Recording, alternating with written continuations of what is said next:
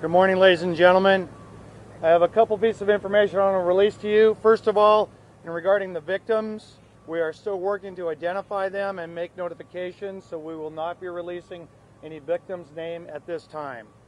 We have identified the suspect. Approximately an hour ago, the suspect was identified as Ian David Long, I-A-N, David Long, the birth date of March 27th, 1990. He was 28 years old. We've had several contacts with Mr. Long over the years, minor events such as a traffic collision. He was a victim of a battery at a local bar in 2015. In April of this year, deputies were called to his house for a subject disturbing. They went to the house, they talked to him. He was somewhat irate, acting a little irrationally. They called out our crisis intervention team, our mental health specialist, who met with him, talked to him, and cleared him, didn't feel that he was qualified to be taken under 5150, and he was left at that scene last April. Deputies are at the house now. They have secured the residence, and they're seeking a search warrant to do a thorough search of the house. The weapon used in this horrific shooting was a Glock 21 .45 caliber handgun. The handgun is designed to hold, in California, 10 rounds and one in the chamber. This weapon did have a extended magazine on it. We do not know at this time how many rounds were actually in the weapon or how many rounds the magazine could actually hold, because it's still being processed as part of the evidence. I'd be happy to answer any questions you might have. Yeah, we believe that's the only weapon that was used, was that handgun. Do you know why he did this, sir? Why he did this?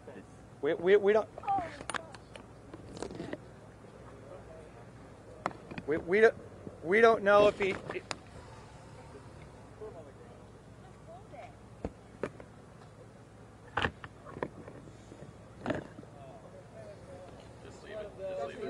Sorry.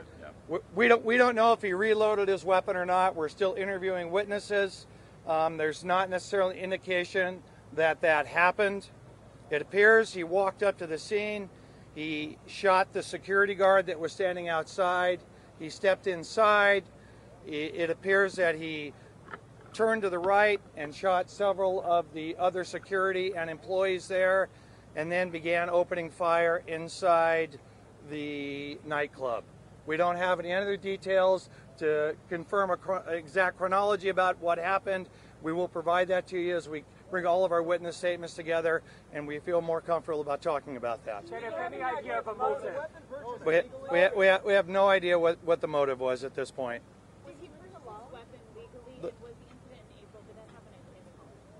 The incident in April happened at his home, and he did purchase the weapon legally. Was he living alone? Despite the 5150 hold? No, the 5150 hold was never placed on him.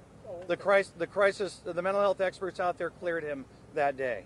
Can you elaborate on the other interactions your deputies have had with him? Is it more than just these two? It was one he was involved in. He received a traffic citation, and another one he was involved in a traffic collision. So pretty minor interactions. He is a veteran. He was in the United States Marine Corps.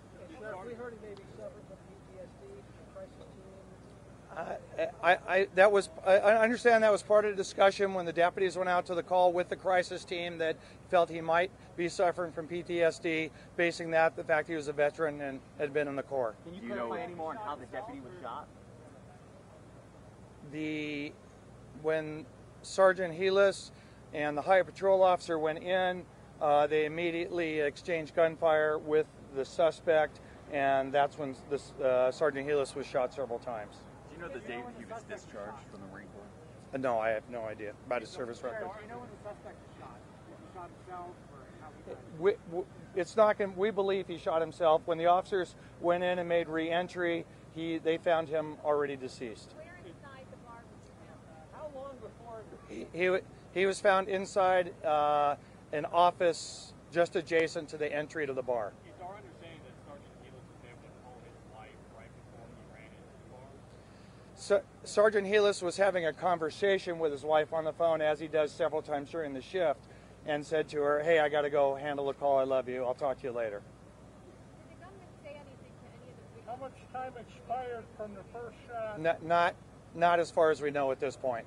He could have, but we don't know. Any indication that he may have been targeted before the circumstances? Now, there's no indication that he targeted the employees, or we haven't found any correlation. We'll probably know more after we execute the search warrant at his house, that maybe there was a motive for this particular night, but at this point, we have no information leading to that at all. Were the security personnel different accounts from different witnesses of what this guy was wearing? Can you tell us what, based on what you already know, what he was wearing and his direction of travel once he walked into the bar?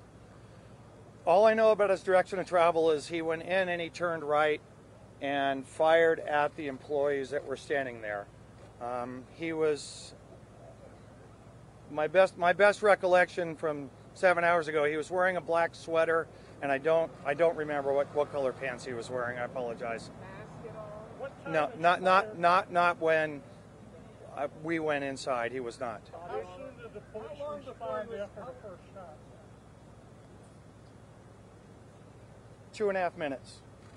Did he use smoke bombs? We haven't confirmed whether he used a smoke bomb, but we have a couple witnesses that have alluded to that. How many Sheriff, there was no reason to believe that there was anything wrong with this person before this happened.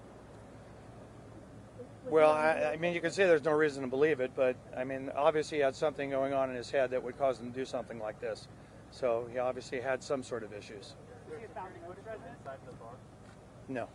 Was the security guard that was shot Know of any armed? pre-existing relationship No. with this bar? He was not armed. No. Was anybody armed in the bar that we know of? Not that we know of.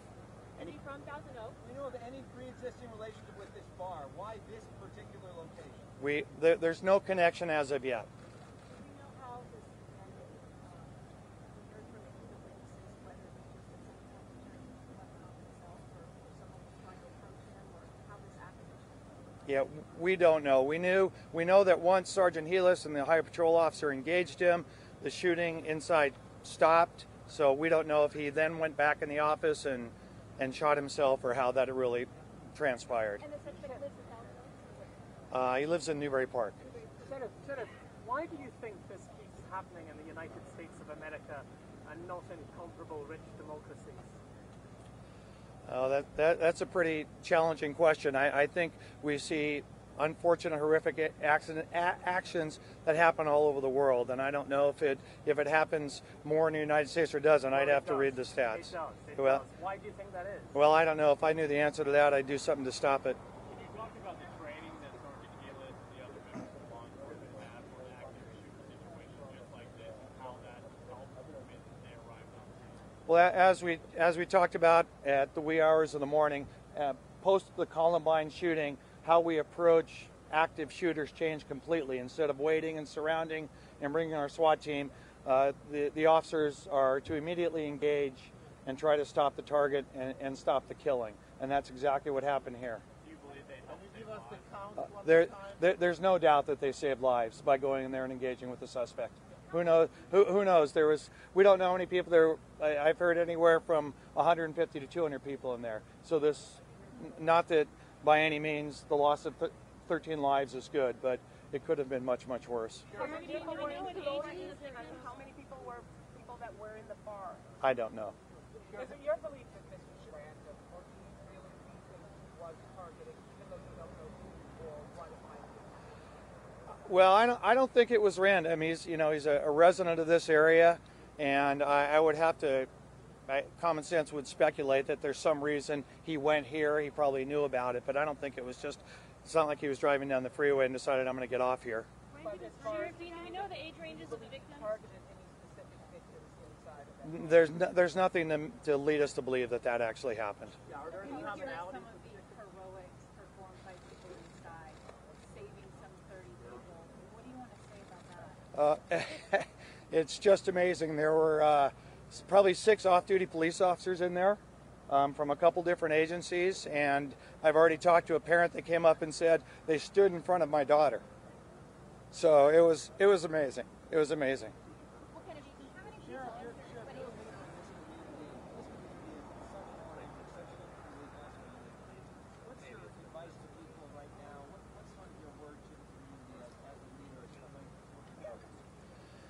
You know, when I went and spoke at a Jewish synagogue after the tragedy on the East Coast, and when I talked to the parishioners there, and I followed up on the rabbi, I said, we've got to do something about the hate, and we've got to do something to just spread the love and reach out and help people and be patient with them and understand them, because this will touch so many lives around our community. Sheriff, how indication of social media that he may have been using, or he was complaining about something? There's nothing to indicate that, but we are looking at his social media sites, which I'm sure all of you are also. How long ago did he purchase the gun? None of them were armed. Sheriff Dean, So, can you give additional information about the law officer that passed away? Well, it's out there as Sergeant Ron Helis. He's a 54-year-old, 29-year veteran of the sheriff's office. He's married with a grown son, and as I've said several times, he went in there to save people and made the ultimate sacrifice. Sheriff, is there a commonality with the civilian victims, whether it's in age or gender or some other demographic, or even by location within the crime scene where they're located? No, I don't believe so. I mean, I once they get inside, you use the word random, and I think that it appears to be random inside. I don't think he was targeting people. We could do a further investigation. It could prove to be true, but it doesn't appear to be that way at this point. Do you have a clue when and where he bought the gun? Pardon me? Do you have a clue when and where he purchased the gun? Our partners at ATF are currently in the process of investigating that for us. Do we know how many security personnel were in the bar? No, I don't know exactly. I believe there might have been 4 or 5 that I saw, but I'm not sure how many were in there. What is the plan to honor Sergeant Healy? I'm sorry? What is the plan to honor Sergeant At 10 o'clock, we will. At 10 o'clock, we'll be moving his body from Los Robles Hospital to the medical examiner's office in Ventura, and we'll be convoying him over. With the loss of the sergeant, what is this community lost? It's lost a hero. It's lost a great human being. It's part of the loss of the 11 other victims that are in there, and it's all part of the suffering that we're all going to go through as family members and parents and brothers and sisters on this tragic, senseless loss of life. 30 years on the force, was he close to retirement? He was within a couple of years of retiring, yes. Can you talk about any training that these deputies may have been through recently to go in there? Were they prepared? We do ongoing active shooter training with all of our personnel. In our county, we train with our firefighters also. So if we need medical rescue, we take our firefighters in with us. So it's an ongoing training that we've been doing for years. What can you say about the number of injuries and what happened with them, how badly they're injured, that number of people? It's my understanding, and again, don't hold me to this, that there's one other minor gunshot injury, and there's somewhere between 8 and 15 other injured, mostly cuts from jumping out of windows, diving under tables. They're relatively minor compared to everything else. Was the suspect employed? Did he work for this? We don't know that much yet. Sheriff, were there exits? What kind of exits did the bar and grill have? Several? Or Yeah, there's fire escapes, and the patrons exited out of all those. They ran out of back doors, they broke windows, they went through windows, they hid up in the attic, they hid in the bathroom. So unfortunately, our young people or people at nightclubs have learned that this may happen, and they think about that. Fortunately, it probably saved a lot of lives that they fled the scene so rapidly. Did the call his name? involved in a bar fight before? The suspect? Not that Any history, issues before? he was the victim of, he was the victim of a battery in January of 2015. It wasn't here. It wasn't at this bar. What bar was it? At a different bar. Where was it? You know what bar it was? I don't. Was it in this county? Yeah, it was in Thousand Oaks. I can't remember which bar it was. Can you tell us the sex of the He drove to the victims? bar in his mom's car. Is that accurate?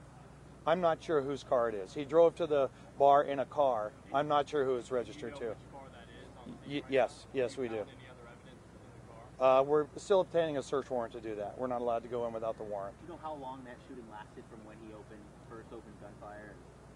No, I don't. Are there any concerns with that car at this point?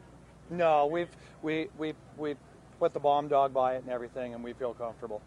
I was just standing by it, so we're good. Do you guys have more to do at the scene? Are you going to keep investigating? Oh, we'll be here for 15 or 20 hours at least. We still need to go through identify. Our FBI partners are doing a great job. They brought in their expert evidence team. They're flying people in from Quantico to do the scene. So we'll be here a long, long time. And what does it look like in there? Like hell?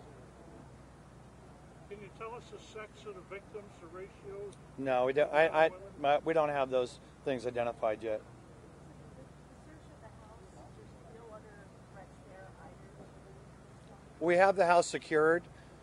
We go in, we secure the house, we make sure everything's safe in there, and then we go ask the judge for a search warrant to search it more thoroughly. So we feel safe that it's secured right now. Was there anyone else at the house?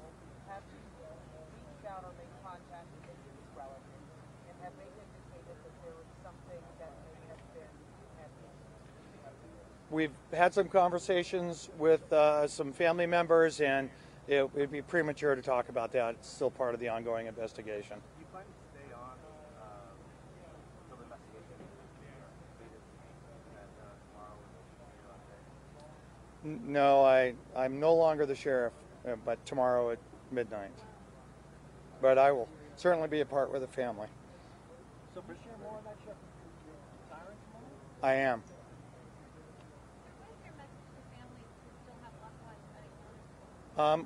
We have a family center set up. They need to call the number, and we are expediting as quick as we can because my heart goes out to those parents and family members that don't know. So contact our family help center, and we will coordinate with you. And as soon as we have any information, it will be going right to the families. I don't. For this to be one of your last days on the job, I mean, what's that like? What's going through your mind as you? It can't be any worse. And how's your department doing? They're mourning, they're sad, it's awful. Ron was a great guy, he was close to everybody, he was a hard worker, and the hearts are broken all over. He was also nearing retirement. Do you stay on the fact that he didn't get there when this happened? I just say a prayer for him and his family.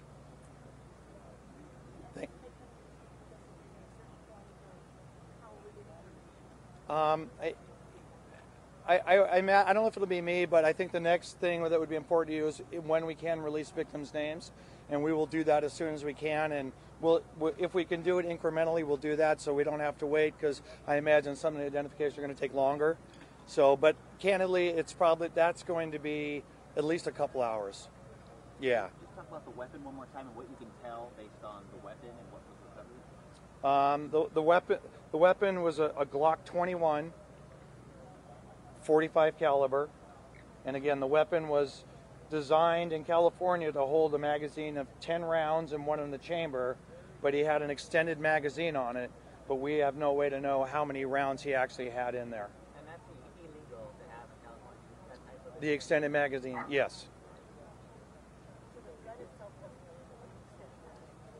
Correct. Yeah, the gun was legally purchased. At least that's ATF is looking into details for us. They don't have that for us yet. They're the experts. We have no idea. We have no idea. We don't know that. No, we have no idea. Don't know that. Thank you, everyone.